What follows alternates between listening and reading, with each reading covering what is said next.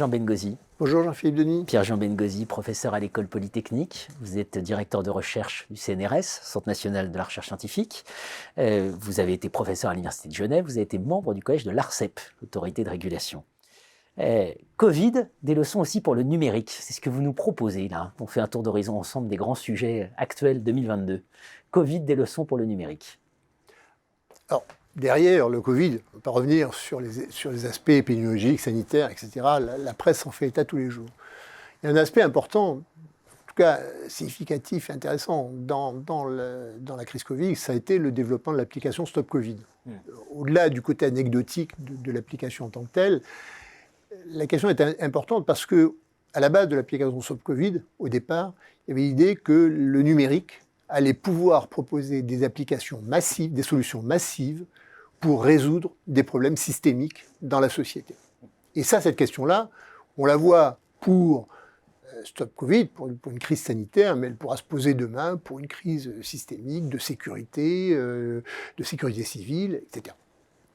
Or, les leçons de ce point de vue-là de l'application Stop Covid sont intéressantes, à la fois en termes de gestion de projet par l'État, en termes de type de solution et de manière de penser l'apport du numérique, et en termes de capacité de gérer les interactions entre les différentes parties prenantes, notamment dans le rapport entre le public et le privé, entre l'État et notamment les plateformes de l'Internet. Alors évidemment, on ne va pas pouvoir traiter de tout, mais concrètement, sur quoi vous avez envie de mettre l'accent ? D'abord, un premier point, c'est dans la gestion de projet. En fait, c'est intéressant du point de vue de la gestion de l'innovation. On a géré l'application Stop Covid comme on a géré les grands projets, à savoir, je veux voir qu'une tête, et puis on va mobiliser les grands acteurs, les grands champions nationaux pour développer cette application. En gestion de l'innovation, on sait bien que gérer l'innovation, on peut construire un projet sur lequel on va mettre tous les moyens, ou au contraire, laisser émerger des solutions alternatives et faire le tri à l'occasion. En matière de prise de rendez-vous, Doctolib a bénéficié d'un modèle plutôt, on laisse émerger des solutions alternatives et puis c'est la meilleure qui finalement va réussir à l'arrivée. Ça n'a pas été le cas sur Stop Covid. Deuxième point intéressant, c'est comment penser des applications numériques. Et en fait, les difficultés qu'a eu Stop Covid, le succès aujourd'hui de Stop Covid est essentiellement lié au fait qu'on s'en sert majoritairement pour présenter son pass sanitaire. C'est vrai que ça. Au départ, ce n'était pas du tout l'objet. Au départ, l'objet était de pouvoir faire de la prévoyance sur les contacts qu'on allait rencontrer en analysant finalement les échanges entre téléphones. Donc avec finalement, là aussi des choses qu'on connaît bien en gestion de projet, à savoir la difficulté à cibler l'objectif précis. Est-ce que l'objectif d'une application, c'est de l'épidémiologie, pouvoir faire des statistiques de contacts?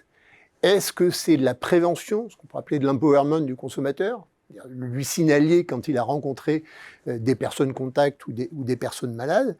Et cette ambiguïté de définir la solution fait que l'application a eu du mal à se développer, parce que si on est sur l'empowerment, si on est de l'identification de contacts, quoi faire des données personnelles? Quelle protection de ces données des consommateurs? Et c'est intéressant de voir qu'au début de l'application, on a joué à front renversé. C'est-à-dire que l'État était plutôt en faveur d'une solution qui permettait de centraliser les données pour avoir une approche épidémiologique, alors que ça a été les plateformes Google, Apple, qui ont au contraire défendu au maximum le fait que les applications restent locales et ne soient pas partagées et ne soient pas centralisées. Et puis le dernier point, je pense, la dernière leçon aussi à tirer, c'est au final l'absence de retour d'expérience. C'est probablement le plus dramatique. C'est-à-dire qu'on a une application qui a connu plusieurs pivots, au sens start-up du terme, c'est-à-dire qui s'est redéfinie plusieurs fois, qui a connu des difficultés en termes de déploiement, d'acceptation sociale. On n'a pas eu de retour d'expérience publique sur quid de Stop Covid. Et si demain, un autre problème émergeait, alimentaire, sanitaire, technologique, etc., est-ce qu'on est capable de repenser de manière plus efficace le déploiement d'une application numérique massive? Or, on a, avec la diffusion énorme des smartphones, avec les facilités d'élaboration de solutions applicatives, un outil extraordinaire pour justement gérer à l'échelle d'un pays, voire à l'échelle internationale, des réponses de sensibilisation, d'information, etc. des consommateurs. Et c'est dommage de ce point de vue-là que le retour d'expérience n'ait pas été davantage discuté et explicité. Bien sûr, des leçons à tirer d'urgence de la situation. Voilà, transformons la calamité en opportunité. Exactement. Merci Pierre-Jean Bengozi. Merci Jean-Philippe Denis.